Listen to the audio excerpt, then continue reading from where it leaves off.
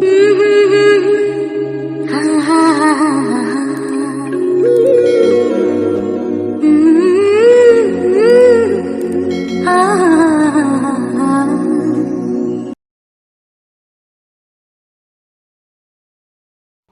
video sponsored by BuyMode E-Commerce Private Limited. இந்த ஆப்பை வந்து நீங்கள் ப்ளே ஸ்டோரில் டவுன்லோட் பண்ணி நீங்கள் எப்பயும் போல் நீங்கள் அதர் ஆப்பில் போய் நீங்கள் பர்ச்சேஸ் பண்ணுற மாதிரி இதுலேயும் வந்து நீங்கள் உங்களுக்கு தேவையான மளிகை சாமான் எல்லா பொருளுமே இங்கே கிடைக்கும்.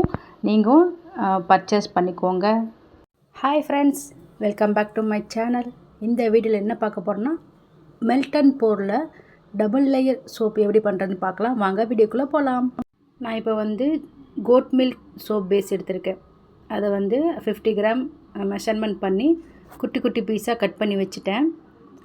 இது வந்து நம்ம டபுள் பாயில் மெத்தடில் தான் வந்து மெல்ட் பண்ணி டபுள் லேயர் சோப் செய்ய போகிறோம். டபுள் பாயில் மெத்தடில் வந்து பண்ண போகிறோம்.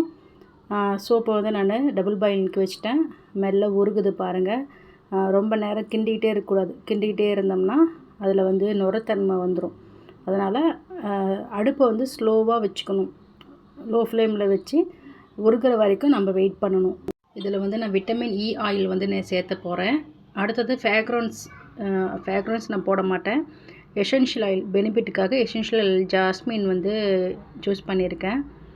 அடுப்பில் இருக்கும் போது நம்ம வந்து ஃப்ராக்ரன்ஸ் எசென்ஷியல் ஆயிலெலாம் போடக்கூடாது. இது மெல்ட் ஆகட்டும். மெல்ட் ஆன உடனே எசென்ஷியல் ஆயில் வந்து ஊற்றிக்கலாம். அதுக்கு முன்னாடி விட்டமின் இ ஆயில் வந்து ஊற்றிக்கணும். சோப் பேஸ் நல்லா உருகிருச்சு. நான் வெளியில் எடுத்து வச்சு ஜாஸ்மின் எசென்ஷியல் ஆயில் நான் ஊற்றுறேன். ஒரு 3 ட்ராப் விட்டுட்டு நல்லா மிக்ஸ் பண்ணிவிட்டு சோப் மோல்டில் வந்து ஐபிஏ ஸ்ப்ரே பண்ணிவிட்டு அதுக்கப்புறம் வந்து நாம் வந்து சோப் பேஸை வந்து ஊற்ற போகிறோம். ஃபஸ்ட் லேயர் வந்து ஊற்றியாச்சு. அடுத்த லேயர் வந்து சார்கோல் சோப்பு லேயர் வந்து நம்ம ரெடி பண்ணலாம்.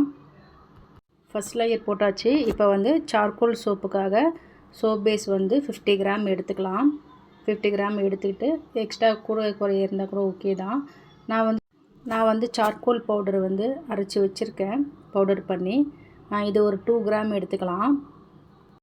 சோப் பேஸ் வந்து குட்டி குட்டியாக கட் பண்ணி வச்சுக்கிட்டு சார்கோல் பவுடர் வந்து ஒரு 2 கிராம் எடுத்துக்கலாம். இந்த கப்போட அதாவது இந்த பாக்ஸோட வெயிட் வந்து 4 கிராம் இருக்குது. 4 or 5 கிராம் இருக்கும். அதை நம்ம மெஷர்மெண்ட்டில் சேர்த்தக்கூடாது. ஒரு 1 or 2 கிராம் வந்து நம்ம சார்கோல் பவுட்ரு எடுத்துக்கலாம். இப்போ நான் 50 கிராமுக்கு 1 கிராம் மட்டும் சார்கோல் பவுடர் எடுத்துட்டேன். இப்போ வந்து சோப் பேஸில் வந்து அந்த சார்கோல் பவுடர் வந்து கொட்டி நல்லா மிக்ஸ் பண்ணிக்கலாம். நல்லா மிக்ஸ் பண்ணிவிட்டு டபுள் பாயிலிங் மெத்தடில் வந்து மெல்ட் பண்ணிக்கலாம். இப்போ நான் பவுடர் கொட்டிட்டு நல்லா மிக்ஸ் பண்ணிக்கலாம். மிக்ஸ் பண்ணிவிட்டு டபுள் பாயிலிங் மெத்தடில் வந்து நம்ம மெல்ட் பண்ண போகிறோம். தண்ணி வந்து சூடாகிடுச்சு. இப்போ வந்து நம்ம சோப் பேஸை வந்து டபுள் பாயிலிங் மெத்தடில் வச்சு மெல்ட் பண்ணலாம். மெல்ட் பண்ணுற வரைக்கும் வெயிட் பண்ணுங்கள். நல்லா அது உருகி சோப்பு இல்லாத மாதிரி நல்லா கரையணும்.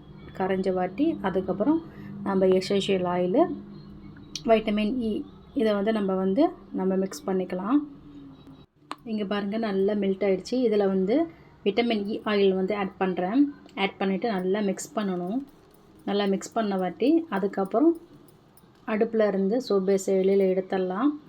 எடுத்துட்டு நமக்கு தேவையான எசென்ஷியல் ஆயில் வந்து நம்ம 2 ட்ராப் ஆட் பண்ணிவிட்டு நல்லா மிக்ஸ் பண்ணிக்கோங்க. நல்லா மிக்ஸ் பண்ணிவிட்டு ஏற்கனவே நம்ம கோட் மில்க் சோப்பு வந்து ரெடி பண்ணி வச்சுருக்கோம் இல்லையா, ஃபஸ்ட் லேயர். அதில் வந்து இப்போ செகண்ட் லேயராக அது மேலேயே நம்ம ஊற்றணும். அது மேலேயே நம்ம ஊற்றினோம்னா நமக்கு வந்து டபுள் லேயர் சோப் ரெடி. இது வந்து நம்ம 4 hours கூட நீங்கள் வைக்கலாம். நல்லா செட் ஆகிடும். இப்போ பபுள்ஸ்லாம் இருக்கிறத வந்து நீங்கள் ஐபிஏ ஸ்ப்ரே பண்ணிங்கன்னா அந்த பபுள்ஸ்லாம் போயிடும். ஒரு 4 hours கழித்து சோப்பை அன்மோல்ட் பண்ணலாம்.